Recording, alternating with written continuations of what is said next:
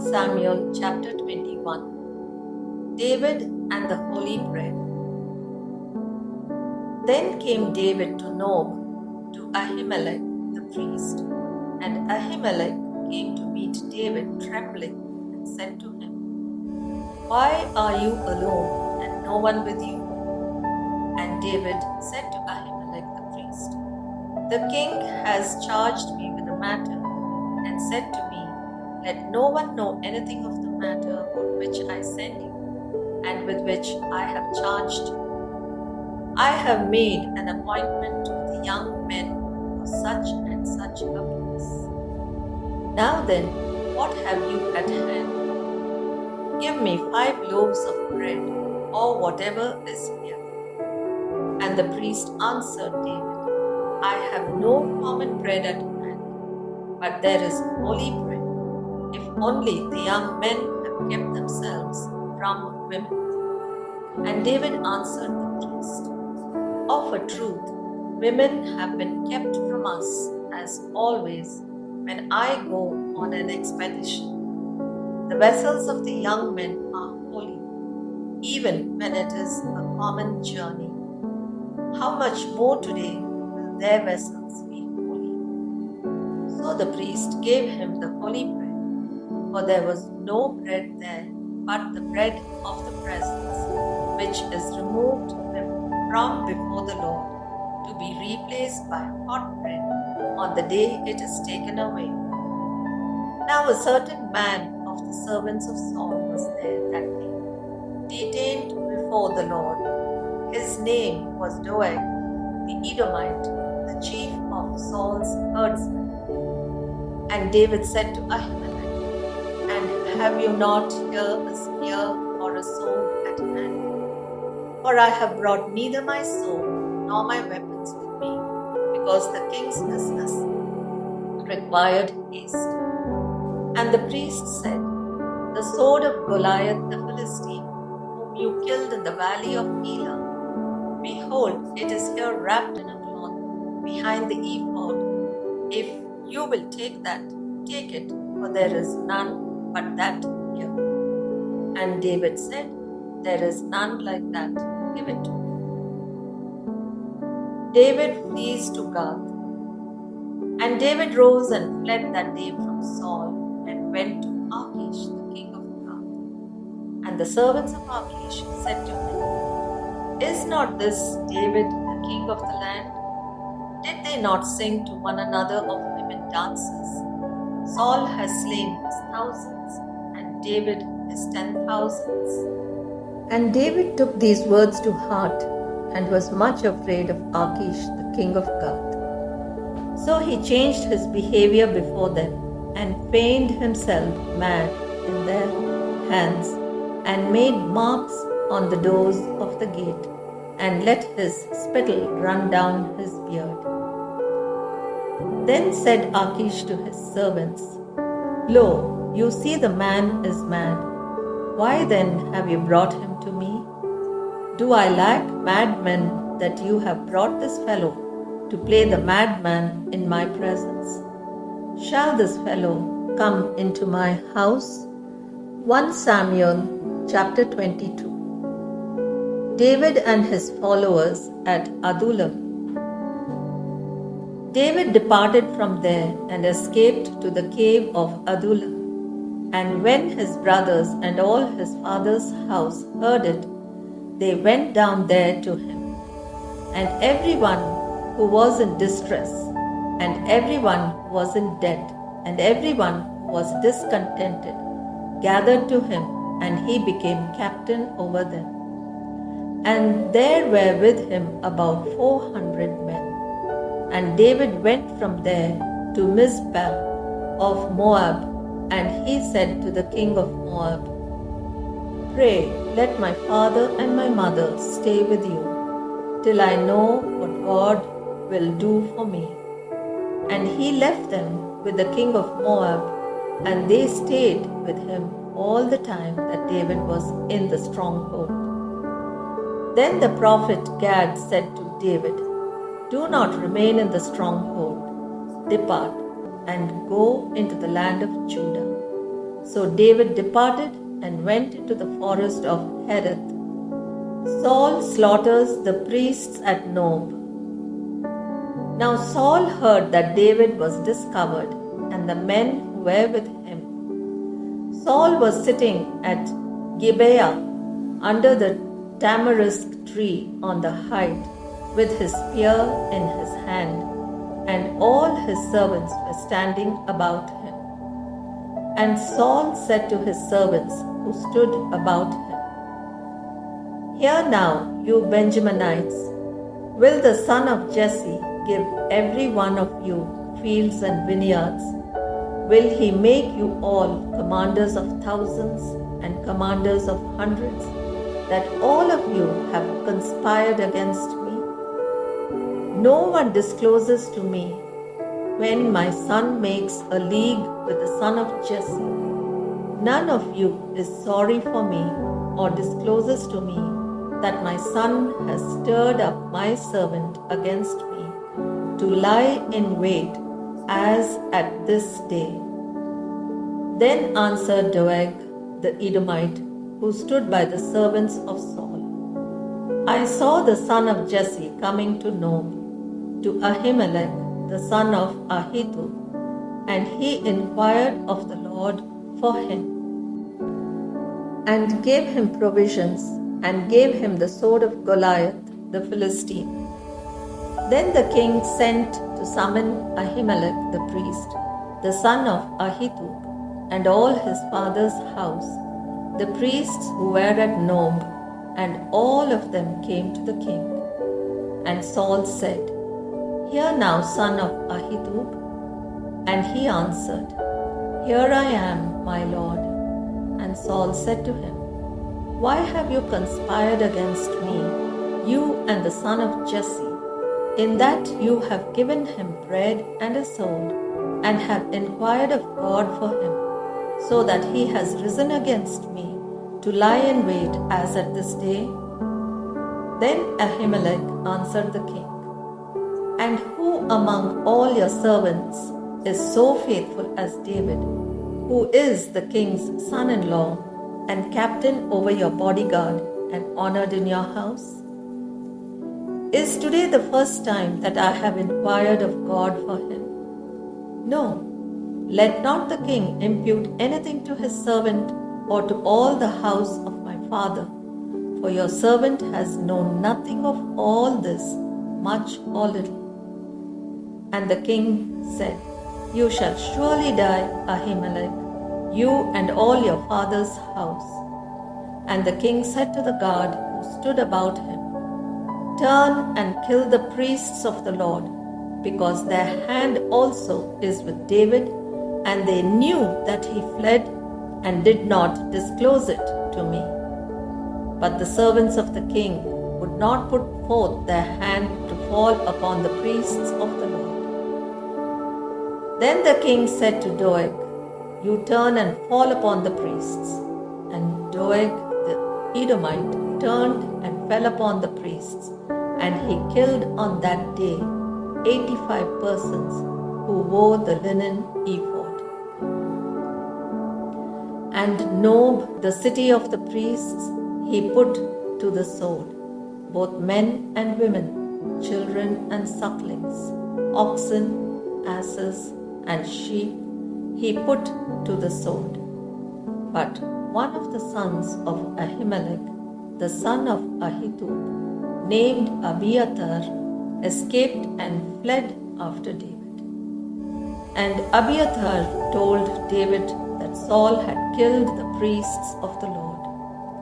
And David said to Abiathar, "I knew on that day, when Doeg the Edomite was there, that he would surely tell Saul, 'I have occasioned the death of all the persons of your father's house.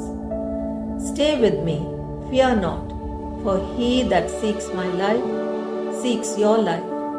With me you shall be in safekeeping." 1 Samuel chapter 23. David saves the city of Kyla. Now they told David, "Behold, the Philistines are fighting against Kyla and are robbing the threshing floors." Therefore David inquired of the Lord, "Shall I go and attack these Philistines?" And the Lord said to David, "Go and attack the Philistines and save Kyla." But David's men said to him, "Behold, we are afraid here in Judah. How much more then if we go to Kyla against the enemies of the Philistines?" Then David inquired of the Lord again, and the Lord answered him, "Arise, go down to Kyla, for I will give the Philistines into your hand." And David and his men went to Kyla and fought with the Philistines and brought away their cattle and made a great slaughter among them. So David delivered the inhabitants of Kyla. When Abiathar, the son of Ahimelech, fled to David to Kyla, he came down with an ephod in his hand. And it was told Saul that David had come to Kyla. And Saul said, "God has given him into my hand, for he has shut himself in by entering a town that has gates and bars." And Saul summoned all the people to war, to go down to Kyla to besiege David and his men. David knew that Saul was plotting evil against him, and he said to Abiathar the priest, "Bring the ephod here." Then said David, "O Lord, the God of Israel, thy servant has surely heard that Saul seeks to come to Kyla, to destroy the city on my account. Will the men of Kyla surrender me into his hand? Will Saul come down as thy servant has heard? O Lord, the God of Israel, I beseech thee, tell thy servant." And the Lord said, "He will come down." Then said to David, "Will the men of Kyla surrender me and my men into the hand of Saul?" And the Lord said, "They will surrender you." Then David and his men, who were about 600, arose and departed from Kyla, and they went wherever they could go. When Saul was told that David had escaped from Kyla, he gave up the expedition. And David remained in the strongholds in the wilderness, in the hill country of the wilderness of Ziph. And Saul sought him every day, but God did not give him into his hand. David eludes Saul in the wilderness. And David was afraid because Saul had come out to seek his life. David was in the wilderness of Ziph at Horesh. And Jonathan, Saul's son, rose and went to David at Horesh and strengthened his hand in God. And he said to him, "Fear not, for the hand of Saul my father shall not find you. You shall be king over Israel, and I shall be next to you. Saul my father also knows this." And the two of them made a covenant before the Lord. David remained at Horesh, and Jonathan went home. Then the Ziphites went up to Saul at Gibeah, saying, "Does not David hide among us in the strongholds of Horesh, on the hill of Hakilah, which is south of Jeshimon? Now come down, O king, according to all your heart's desire, to come down, and our part shall be to surrender him into the king's hand." And Saul said, "May you be blessed by the Lord, for you have had compassion on me. Go, make yet more sure, know and see the place where his haunt is, and who has seen him there, for it is told me that he is very cunning.